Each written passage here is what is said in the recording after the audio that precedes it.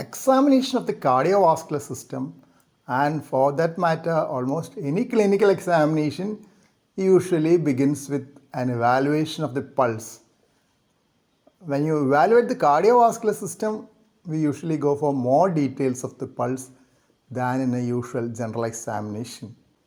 You go by the rate, rhythm, volume, character, vessel wall, and the peripheral pulses. You'll have to check all the peripheral pulses because that is very important in diagnosis of certain conditions. Now let us see step by step. Even though a sequential evaluation is mentioned, most of the things are examined almost simultaneously, or you get a feel about all those things. Starting with rate, by definition, the normal rate is 60 to 100 per minute in an adult. Of course, you know that rate is higher in children, and younger the child, higher the rate. A newborn may be having a heart rate of around 140 per minute and a corresponding pulse rate.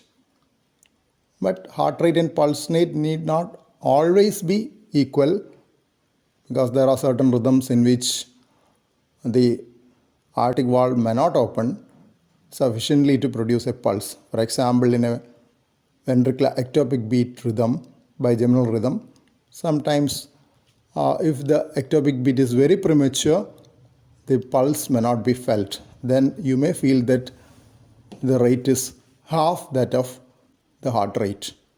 We have had several occasions on which we have received calls saying that patient is having bradycardia, but actually it is bigeminal rhythm with a heart rate of around 80 and pulse rate of 40 because the second pulse is not felt. So that we are directly coming to the rhythm also. Rhythm is, it could be a totally irregular rhythm as in atrial fibrillation or a patterned irregularity as in bigeminal rhythm, trigeminal rhythm. Then sometimes there can be mild variation with inspiration and expiration. Rate increases in inspiration and decreases in expiration. That is because of the sequential changes in the cardiac output. But that may not be felt clinically except in children sometimes. When there is an exaggerated sinus arrhythmia, you may feel the rhythm abnormality in normal children also. Volume of the pulse will give you an extent assessment of the hydration. A hypovolemic patient will be having a low volume pulse, and same can occur in aortic stenosis. But in aortic stenosis, it is a different thing because it's a delayed also. That is what we come under the character of the pulse. Pulses, pavus, et ardus in aortic stenosis, severe aortic stenosis. When you examine the vessel wall, you have to find the thickness of the vessel wall. You can either occlude the brachial artery with a blood pressure cuff and feel the pulse to see whether radial artery is felt, or you can use a method known as trisection or oscillar maneuver, in which 3 fingers are used. Proximal and distal fingers give occlusions. Proximal to prevent flow from the brachial artery into the radial artery, that is we occlude the proximal radial. Distal radial is occluded to prevent flow through the palmar arch. So that is trisection and oscillar maneuver. It's a positive oscillar sign if you have a palpable thickened vessel wall common in the elderly with arteriosclerosis and can be associated with pseudo hypertension. That is, intra-arterial pressure will be normal, but when you record with a blood pressure cuff, because of the lowered compressibility of the vessel, you record a higher pressure. And in pseudo hypertension, there won't be evidence of target organ damage. And each and every peripheral pulse has to be documented, and you have to check for radiofemoral or brachiofemoral delay. The delay is seen when there is coarctation of aorta. You feel that there is radiofemoral delay. Normally, femoral pulse is slightly earlier than the radial pulse. That is why some go for the brachiofemoral delay. Then in dissection of aorta also there could be pulse asymmetry. Some pulses may be absent if the ostia of the vessels are involved by dissection. Peripheral vascular disease is another important cause. This is an illustration, diagrammatic representation of the Bisferiens pulse, classically seen in combination of aortic stenosis and aortic regurgitation. But it can also occur in free aortic regurgitation. It is not pathognomonic of combination of aortic stenosis and regurgitation. And the Bisferiens nature of the pulse can also be documented in pulse tracing in hypertrophic obstructive cardiomyopathy. But in that situation, it is usually an initial sharp rise followed by a rounded peak. That is mostly a recorded thing rather than what you feel it. That is because initial unobstructed flow occurs, then there is obstruction, so there is a rounding off of that. More often when you feel it clinically, the so-called Bisferiens pulse in hypertrophic obstructive cardiomyopathy is felt as a jerky pulse rather than as a Bisferiens by clinical evaluation. This is a classical Bisferiens pulse which you see in free aortic regurgitation or combination of aortic stenosis and aortic regurgitation. There are distinct two peaks which can also be felt clinically, and usually use the carotid for feeling this. This is the dicrotic notch. This will not be felt normally, but there are other conditions in which a dicrotic notch can be felt, that is the dicrotic pulse.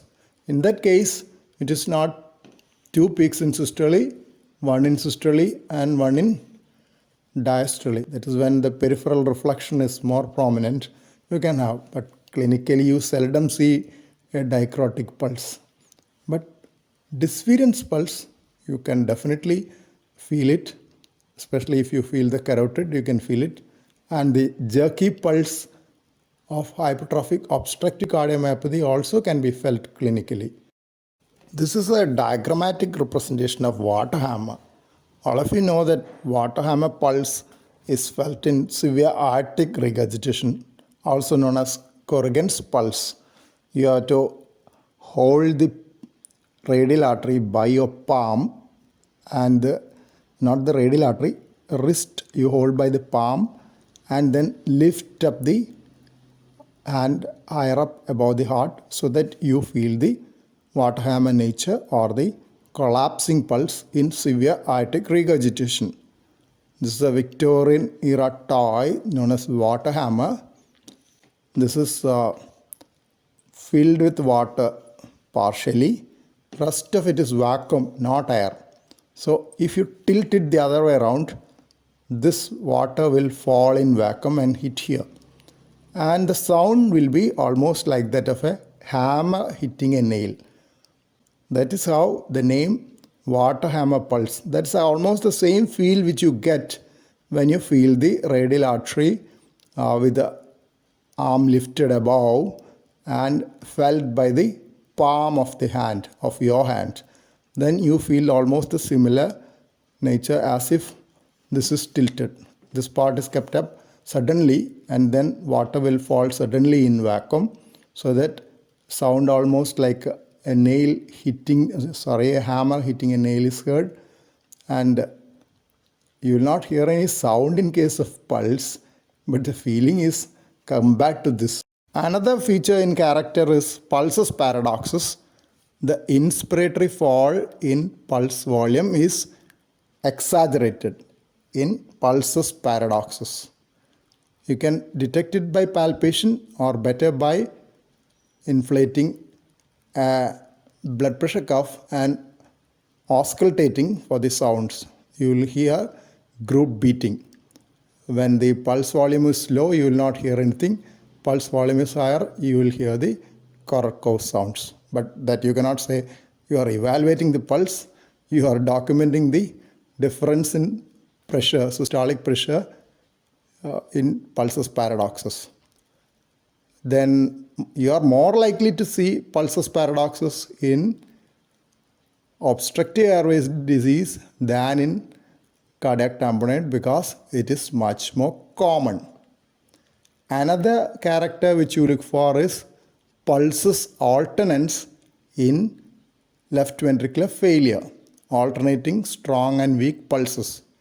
This has to be differentiated from pulsus bigeminus.